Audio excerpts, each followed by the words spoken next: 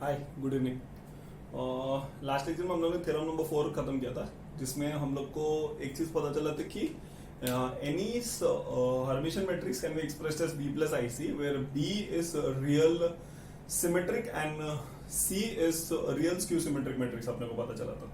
ठीक है, तो उसमें the important concept was proving that it was real and you people मतलब होमवर्क वगैरह भी सुपरबली किया है, कुछ प्रॉब्लम नहीं। सो ये फ्लो में जाएंगे तो एकदम आसानी से धीरे धीरे सब सिलेबस आराम से हो जाएगा।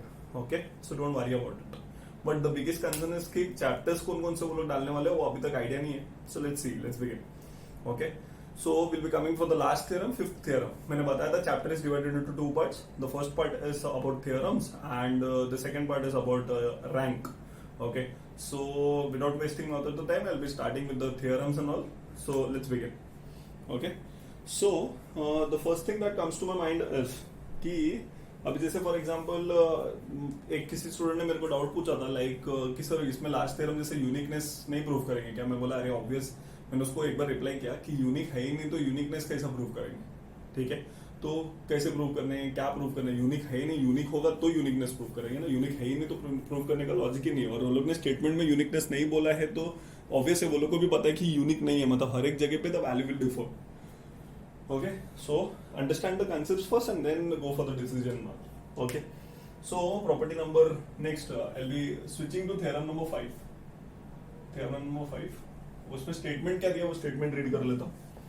The statement is prove that every skew Hermitian matrix A, prove that every skew Hermitian matrix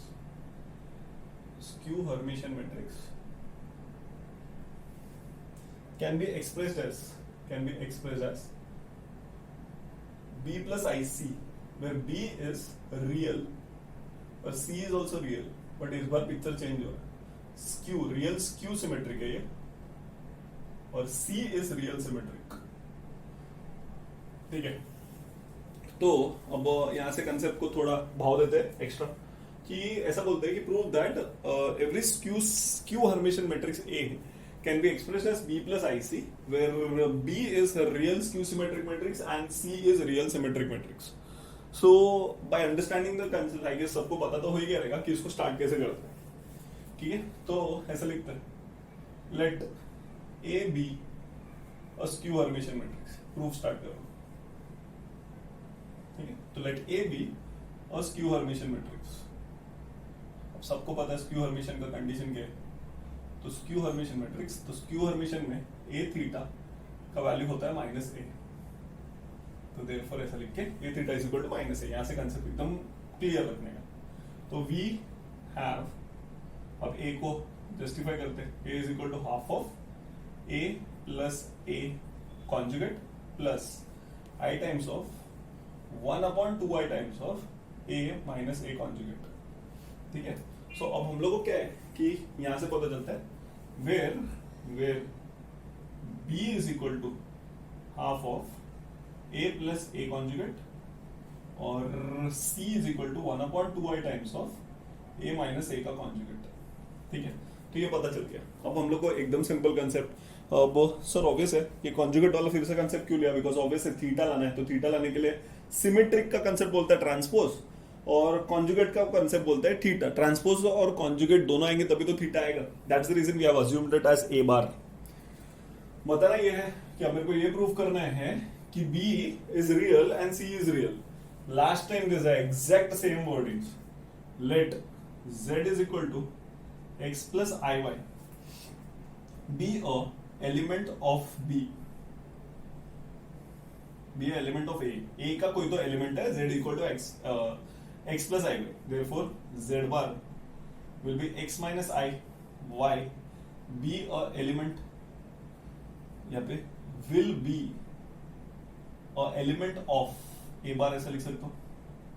so therefore half of A plus A bar अगर करूंगा तो इसके जो एलिमेंट्स है वो half of z plus z bar हो जाएंगे अंदर के एलिमेंट्स। तो this will be half of x plus i y plus x minus i y. I y और आई वाई कैंसिल होगा तो 2x आएगा, 2x which is equal to x and x is real. ये तो sure हो गया। फिर next therefore 1/2i times of a minus a bar तो उसके अंदर के elements will become half of z minus z bar which is equal to 1/2 i times of x plus i y minus x plus i y. तो यहां से x और x तो cancel हो जाएगा, तो this will B 1/2i times of 2iy, तो 2i cancel and this proves the answer is y and y is real. तो यहां से श्योर हो गया कि b और c रियल मैट्रिक्स से, यहां से श्योर हो गया।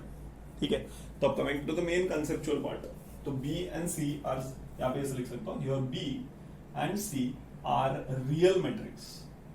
रियल मैट्रिक्स हो तो हम लोगों ने लिख दिया, तो अब रियल प्रूव हो गया। अब हम लोग को b को क्या प्रूव करना है, रियल स्क्यू सिमेट्रिक, मतलब स्क्यू सिमेट्रिक प्रूव करना है, और उसको रियल सिमेट्रिक। तो कंसिडर, सिंपल कंसिडर, मेरे ख्याल से अब तो सबको फ्लो भी पता चल गया, लेक्चर नहीं भी, लेक्चर रुका के भी तुम लोग खुद से भी लिख सकते हैं मेरे हिसाब से। तो half of a plus a bar, अभी b ट्रांसपोज ले रहा हूं, तो b transpose will be 1/2 times of a plus a conjugate the whole transpose. Transpose does not affect the numbers, and transpose here will be a plus a conjugate का transpose. Transpose splits inside, so this will become 1/2 times of a transpose plus a conjugate का transpose. ठीक है, तो अब यहाँ से the same scenario is half of a transpose plus a theta. A theta क्यों? Because it is transpose to conjugate. So this will be 1/2 times of a transpose plus, यहाँ पे ध्यान से नोटिस करना, a theta is equal to minus a, तो वो value यहाँ पे सब्स्टिट्यूट करूंगा, तो a theta is equal to minus a. तो अब सर इसको कैसे सॉल्व करेंगे, एकदम आसानी से, ध्यान से। अब a का वैल्यू हम लोग क्या लिख सकते हैं, a is equal to minus of a theta, तो ऐसे लिखूंगा हाफ ऑफ ब्रैकेट के अंदर minus of a theta the whole transpose minus a। देखते जाओ, 1/2, यहां से ही ट्विस्ट है, ट्रांसपोज माइनस साइन को कुछ कर नहीं पाएगा, a थीटा को मैं लिख रहा हूं bar transpose the whole transpose minus a, क्योंकि this is transpose to conjugate, transpose conjugate दोनों आ गया, तो ट्रांसपोज ट्रांसपोज कैंसिल हो जाएगा, a transpose the whole transpose will be equal to minus of a bar minus a, taking minus sign common, तो this will be 1/2 times of a plus a bar, and this is nothing but a plus a bar को b लिख सकते हैं, तो यहाँ पे लिख सकता हूं b transpose is equal to minus b. This proves that b is skew symmetric. तो वो तो आप लोग इंग्लिश में लिख ही सकते हैं, उसका कोई टेंशन नहीं है। तो b is, therefore b is skew symmetric matrix। चलो b skew symmetric हो गया, तो ऑब्वियसली सेम मेथड से c भी प्रूव हो जाएगा, तो c is equal to 1/2i times of a plus a bar। c transpose will be equal to 1/2i times of a plus a minus आएगा, sorry a minus a bar the whole का transpose, same steps जा रहा है आगे, 1/2i को transpose को numbers को कुछ कर नहीं पाएगा, तो यहाँ पे a minus a bar the whole transpose 1/2i times of a transpose minus a bar the whole transpose 1/2i times of a transpose minus a theta, but a theta is equal to a होता है, तो a transpose minus a theta is minus a, तो plus ए हो जाएगा। तो from the given data, तो यहाँ पे वो 12th स्टैंडर्ड जैसे ऐसे बताना नहीं पड़ता है कि फ्रॉम 1 फ्रॉम 2, वो तो दिख के समझता ही है, उसमें कुछ प्रॉब्लम नहीं है। ठीक है, so what I can do now is, so a यहाँ पे, अब यहाँ पे फिर से नाटक 1/2i टाइम्स ऑफ, यहाँ पे आएगा minus of a theta, minus of a theta bracket change, minus of a theta the whole transpose plus a. अब इसको क्या लिखेंगे, 1/2i टाइम्स ऑफ, यहाँ पे a थीटा को क्या लिखूंगा, minus of a transpose to conjugate the whole transpose plus a। Transpose का ट्रांसपोज इज नॉर्मल टर्म, तो यहाँ पे आएगा minus of a bar plus a, और ये आ जाएगा a प्लस a बार, तो यहाँ पे आएगा a माइनस a बार। अब नोटिस करो a माइनस a बार का तो c ही है, तो यहाँ पे c ट्रांसपोज का value is coming as c, तो this proves that c is symmetric, and this proves that कि C is real symmetric and C is real symmetric and skew symmetric, बस सेम ही concept है, copy paste है। ठीक है, तो आराम से उसको हम लोग देख सकते हैं, तो संभाल के सोच समझ के हम लोग सिचुएशन को डिसाइड कर सकते हैं कि क्या होगा। ठीक है, तो ऐसा होगा लॉजिक। फाइन, सो ये थ्योरम आराम से हो गया। लेकिन ये थ्योरम का खासियत क्या मालूम है, जैसे अभी लास्ट थ्योरम जब मैंने स्टार्ट किया था जब मैंने बहुत सारा ऐसा बोला था स्टेटमेंट कि this theorem is very important, this has been asked many times. ये theorem has not been asked many times, but ये थ्योरम से related sums have been asked many times. Okay, तो क्वेश्चन जो पूछा है वो पूछा है, बहुत बार पूछा है इससे रिलेटेड क्वेश्चंस. तो उसको क्वेश्चंस देख लेते हैं. सेम एक सम मैं करूंगा, 2 सम तुम लोग सॉल्व करेंगे and will be done with it. फिर देखते हैं, फिर पहले सम्स कर लेते हैं, फिर मैं बताता हूँ कि ये चैप्टर का कंसेप्ट धीरे धीरे आगे कैसे प्रोसीड होगा. ठीक है, सो लेट्स सी. तो दिस वाज थ्योरम नंबर 5. अब उसके एप्लीकेशन के ऊपर सम होंगे.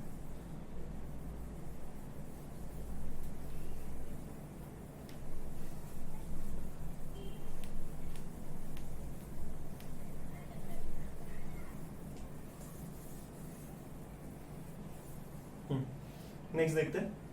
The question given is express the following matrix, skew Hermitian matrix as P plus IQ where P is real symmetric, skew symmetric and Q is symmetric.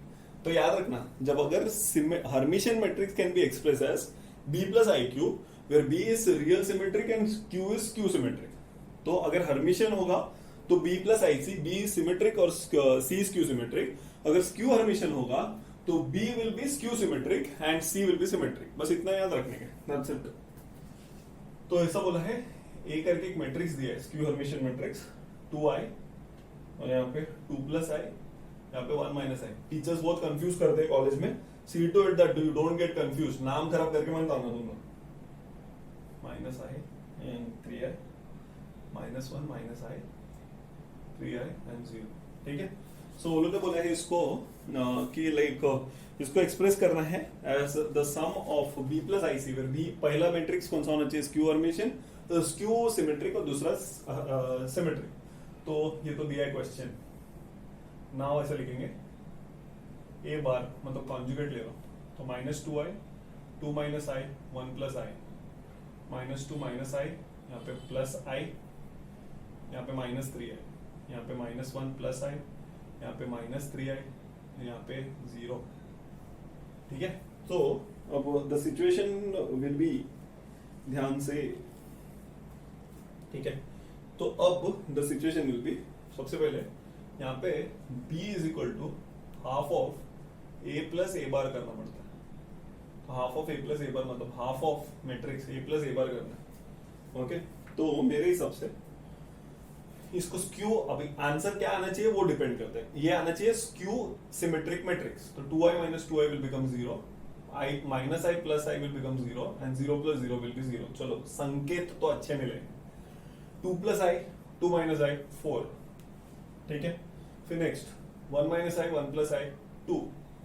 फिर next case में यहाँ पे minus 2 plus i, minus 2 minus i minus 4. फिर minus 1 minus i minus 7 plus i is minus 2. 3i plus 3i is 6. 3i minus 3i will become 0 and this will become 0. तो यहाँ से समझ में आ गया, जब डिवाइड करूंगा तो the matrix that will be formed is 0 2 1 minus 2 0 0 and 1 sorry minus 1, यहाँ पे 0, यहाँ पे 0.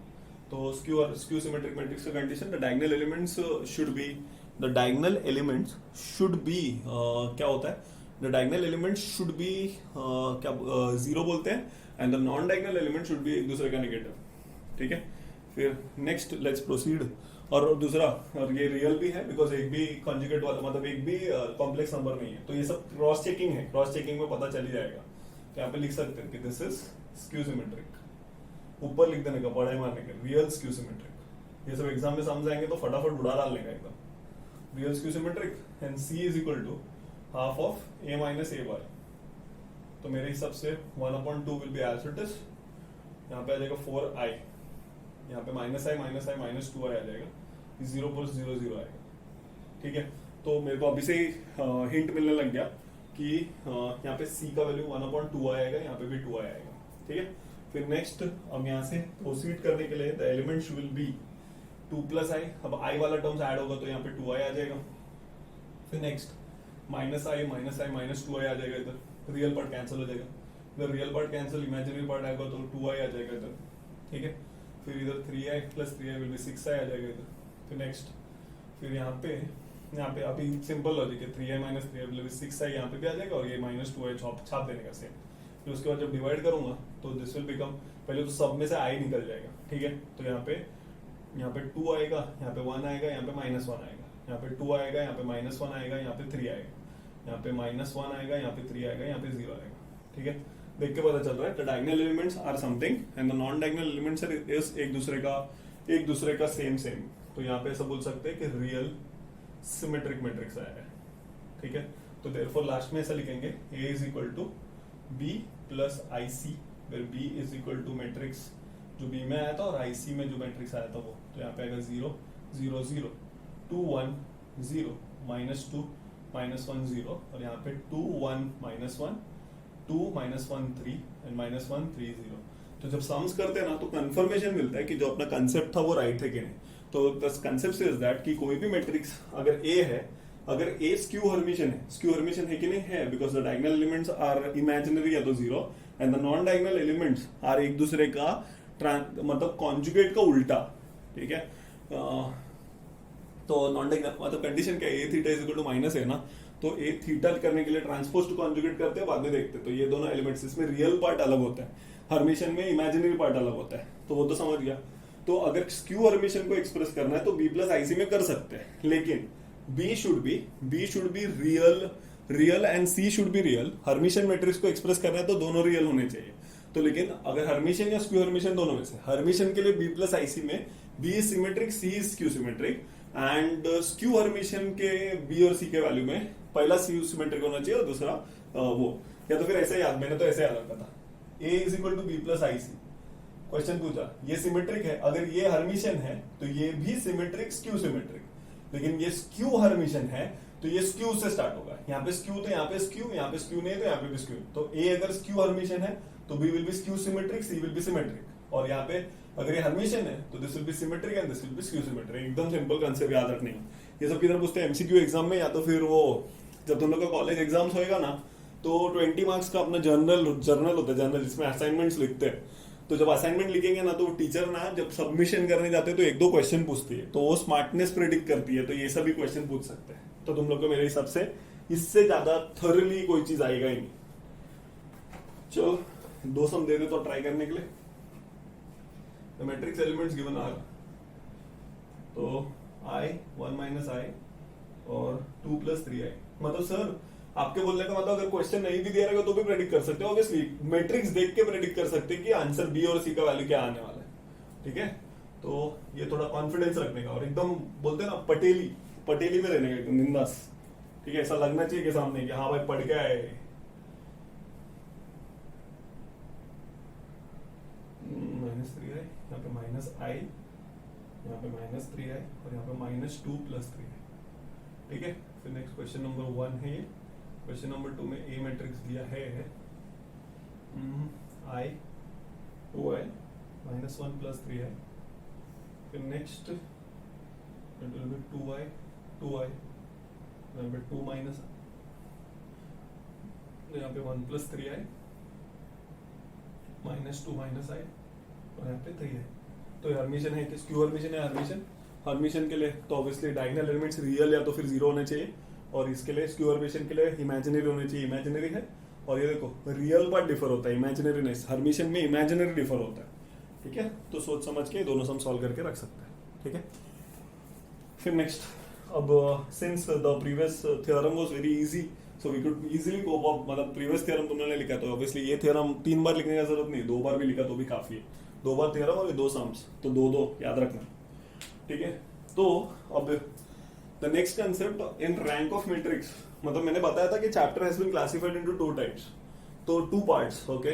सो the first part is theorem is done, and the second part is अपना ये क्या नाम है, क्या बोलते हैं, हाँ, rank of the matrix find out करने का मेथड। बट बीच में ना एक इंटरमीडिएटरी 2 मैट्रिक्स है।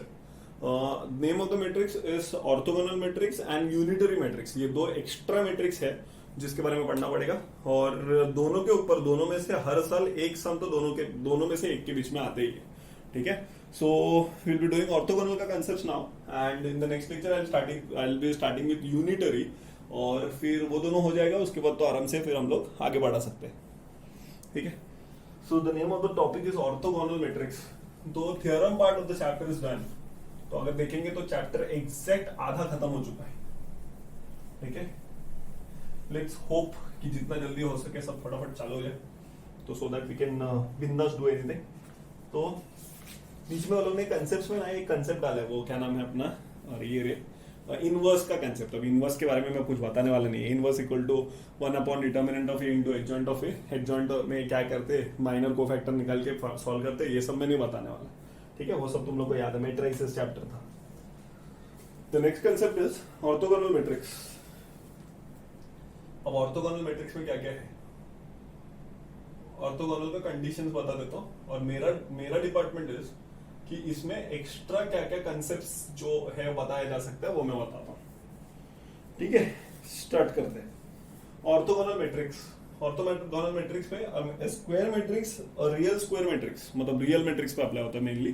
तो real square matrix A is called as orthogonal if the condition is A into A transpose is equal to A transpose into A and it is equal to I. So this is the condition for clear A मतलब अपना orthogonal matrix. जैसे inverse के लिए formula था A into a inverse equal to I, वैसे orthogonal matrix, कोई भी matrix को ऑर्थोगोनल होने के लिए मैट्रिक्स और उसके ट्रांसपोज से मल्टीप्लाई किया तो आंसर आइडेंटिटी मैट्रिक्स आना चाहिए. तो यहाँ से क्लियरली वी कैन इंडिकेट कि A इनवर्स का जो वैल्यू होगा ऑर्थोगोनल मैट्रिक्स में, A इनवर्स का value will be equal to A transpose. तो इजी है ना मैट्रिक्स देखने का कि ऑर्थोगोनल है या नहीं. ऑर्थोगोनल पता चल गया. अब तो डेटा में दिया है if A is orthogonal matrix find the inverse. तो इनवर्स फाइंड आउट करने के लिए इनवर्स का मेथड थोड़ा नहीं यूज करेंगे, डायरेक्ट उसका ट्रांसपोज लो, पता चल जाएगा कि क्या है. ओके. तो अब ऑर्थोगोनल मैट्रिक्स का एक प्रॉपर्टी है, तो सब प्रॉपर्टीज में बता दे रहा हूँ क्या क्या प्रॉपर्टीज है. तो फर्स्ट प्रॉपर्टी इज, जो इंपॉर्टेंट वाला होगा वो, ठीक है. The first property is if A is an orthogonal matrix. If A is an orthogonal matrix, the determinant value of an orthogonal matrix, the determinant value of the orthogonal matrix is either plus +1 or -1. तो orthogonal matrix का एक खासियत है, ठीक है, कि the determinant value of the orthogonal matrix is plus or -1. Next, if अगर ऐसा बोला है कि सिंपल लॉजिक है कि सेकेंड प्रॉपर्टी बोलता है कि अगर A orthogonal, if A is orthogonal, अगर A एक ऑर्थोगोनल मैट्रिक्स है तो अंडरस्टूड केस है A ट्रांसपोज भी ऑर्थोगोनल होगा. अंडरस्टूड केस है, ट्रांसपोज करेगा, कोई भी मैट्रिक्स का ट्रांसपोज करेगा तो वो तो सेम ही आएगा ना. तो ये सब प्रॉपर्टीज बस याद रखने के लिए बता रहा हूँ.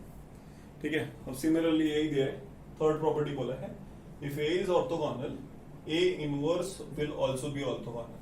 बताओ, जब A ट्रांसपोज और A इनवर्स सेम होता है इसमें, तो ऑब्वियसली A इनवर्स भी ऑर्थोगोनल होगा ही. ठीक है. Next, if A is orthogonal, चलेगा, फाइन. तो ये 2-3 प्रॉपर्टीज है और उसके बारे में हम लोग डिस्कशन करते हैं. फाइन. तो फिर नेक्स्ट 3 प्रॉपर्टीज है. फिर वो लोग ने बोला है कि if A is an orthogonal matrix then A inverse exist करेगा and it is equal to A transpose. तो वो लोग बोल ये फोर्थ प्रॉपर्टी ये है, property number 4. A inverse is equal to A transpose if A is an orthogonal matrix. तो देखते हैं हाँ क्वेश्चंस कैसे आते हैं. Prove that the following matrix is orthogonal and hence find A inverse. ठीक है, A इनवर्स फाइंड आउट करने का 2-3 सम्स है, वो डिस्कस कर लेते हैं और उसके आगे फिर बढ़ते, प्रोसीड करते हैं. ठीक है. तो मैं ये वाला सम तो नहीं, देखते हैं. तो the first question given is A करके एक मैट्रिक्स दिया 1/3 ब्रैकेट के अंदर, मतलब डिटर्मिनेंट सॉरी मैट्रिक्स के अंदर -2 1 2 2 2 1 और 1 -2 2 ये मैट्रिक्स दिया है. और मेरे को बोला है फाइंड मतलब show that this matrix is orthogonal. एकदम simple logic. And hence find A inverse, ortho prove करने का और A इनवर्स भी फाइंड आउट करने का. तो 2 क्वेश्चंस हैं. तो ऑर्थोगोनल प्रूव करने के लिए सबसे A ट्रांसपोज निकाल लेने का. 1/3 वोंट अफेक्ट, -2 1 2 2 2 1 1 -2 2 मल्टीप्लाई करते हैं. A into A transpose 1/9 bracket. मेरा हैबिट तो हमेशा से ही ऐसा होगा -2 1 2 मेरे को बिना लिखे जमता नहीं है, तो प्लीज राइट द मैट्रिक्स, और भले से 5 मिनट वेस्ट होएगा चलेगा। और फिर 1 2 -2 2 1 2, अब यहाँ पे 1/9 as it is, multiplication -2 into -2 is -4, -4 plus 1 is -3, -3 plus 4 is 1, फिर -2 into 2 is 4, -4 plus 2 is -2, -2 plus 2 is 0, hints मिलने लग जाएगा, -2 into 1 is -2, -2 -4, -4 plus 4 is 0, I guess 20 का एलिमेंट और एक देख लेते हैं, उसके बाद तो देख ही दूंगा। 2 2 -2 into 2 is -4, -4 plus 4 will be 0 again, फिर 2 to the 4, 4 plus 4 is 8, और 8 plus 1 is 9, मैंने इधर मिस्टेक किया है गेस। -2 into -2 is -4, -4, और इसमें the condition will be okay -2 2 1, मैंने मिस्टेक किया है शायद। -2 into -2 is -4 नहीं +4,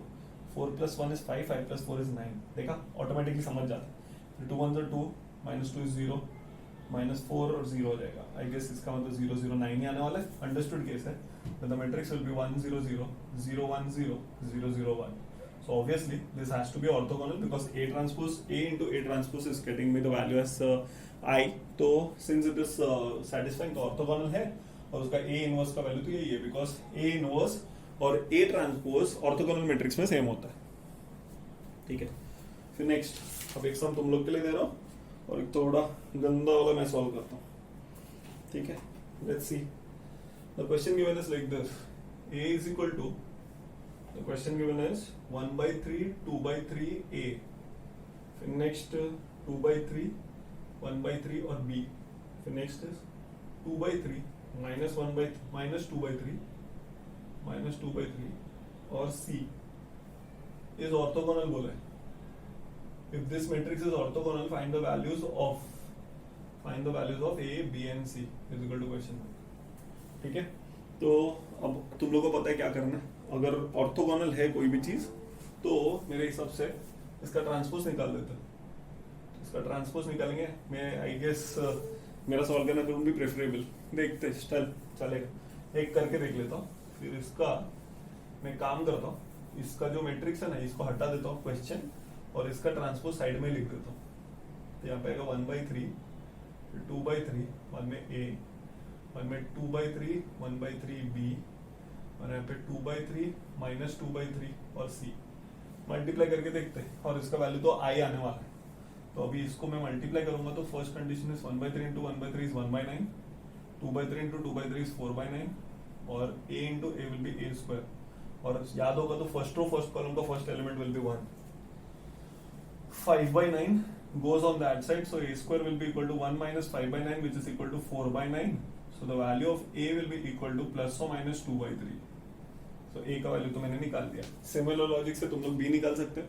मेरे हिसाब से the best way to calculate B is second row second column को मल्टीप्लाई करो 1 से इक्वेट करो, फिर थर्ड रो थर्ड कॉलम को मल्टीप्लाई करो तो 1 से इक्वेट करो, तो तीनों आराम से A B C का वैल्यू आराम से मिल जाएगा। ओके, सो आई गेस उतना एफर्ट्स डालने का जरूरत नहीं है। ओके, फिर नेक्स्ट अब एक क्वेश्चन दिया है, अगर is the following matrix orthogonal, if not, can it be converted into orthogonal matrix, and if it can be converted, then find how। ठीक है, मस्त क्वेश्चन, 3 क्वेश्चन है। Show that the given matrix is orthogonal, पहले तो वो बताओ, अगर orthogonal है तो ठीक है, अब ऑर्थोगोनल नहीं है तो can it be converted into orthogonal, और अगर उसको ऑर्थोगोनल में कन्वर्ट कर सकते हैं तो tell us how. The question has been asked for 3 marks, ठीक है। मैं हिंट दे रहा हूँ, सबको कंप्लीट करना है क्वेश्चन, अभी ये हर साल मैं ऐसे ही करता हूँ। तो A इज इक्वल टू ये मैट्रिक्स, ये तुम लोगों को कंटिन्यू करना है, B और C का वैल्यू फाइंड आउट करना है, ठीक है। -8 1 and 4, फिर नेक्स्ट 4 4 7, फिर नेक्स्ट 1 -8 और 4। आई गेस सबको पता होगा कि ऑर्थोगोनलिटी का कंडीशन क्या है, कि पहले तो ये करेंगे A into A transpose is equal to I, ठीक है। तो उसको देखने का, अब ऑब्वियस है ऐसा क्वेश्चन पूछा है तो 500% वो ऑर्थोगोनल नहीं है, इट इज वेरी श्योर। तो the first thing that will come to my mind is कि अब मैं तुम लोग को बताता हूँ कि इसका जो मल्टीप्लीकेशन के बाद जो मैट्रिक्स आने वाला है वो ऐसा आने वाला है 81 81 81 0 0 0 0 0 0। तो अब ऐसा आंसर आने वाला है दोनों को मल्टीप्लाई करने के बाद। तो मैंने क्या सोचा, तो तुम लोग क्या करोगे 81 टाइम्स ऑफ 1 0 0 0 1 0 0 0 1। तो तुम लोग तो इधर लिख दोगे कि the given matrix A is not orthogonal. ठीक है, तो इसका मतलब अब अपने को ये श्योर हो गया कि ऑर्थोगोनल नहीं है। तो तुम लोग मल्टीप्लीकेशन करके दिखा दोगे, आंसर भी मैंने बता दिया। मेरे को वो बताने के कि can it be converted, yes it can be converted. How? Since, ऐसा लिखेंगे सिंस यहां से A into A transpose is equal to 81I। और हम लोग को लाना क्या है, हम लोग को लाना होता है A into A transpose I। तो मैं क्या करने वाला हूँ, राइट हैंड साइड को I रखता हूँ और लेफ्ट हैंड साइड को 81 से डिवाइड करता हूँ। और वो जो 81 है उसको दो पार्ट में स्प्लिट करता हूँ, बिकॉज A के पास एक ऐसा एलिमेंट होना चाहिए जो A ट्रांसपोज के पास भी होना चाहिए। तो 81 ऐसा स्प्लिट हो जाएगा 1/9 times of A into 1/9 times of A transpose.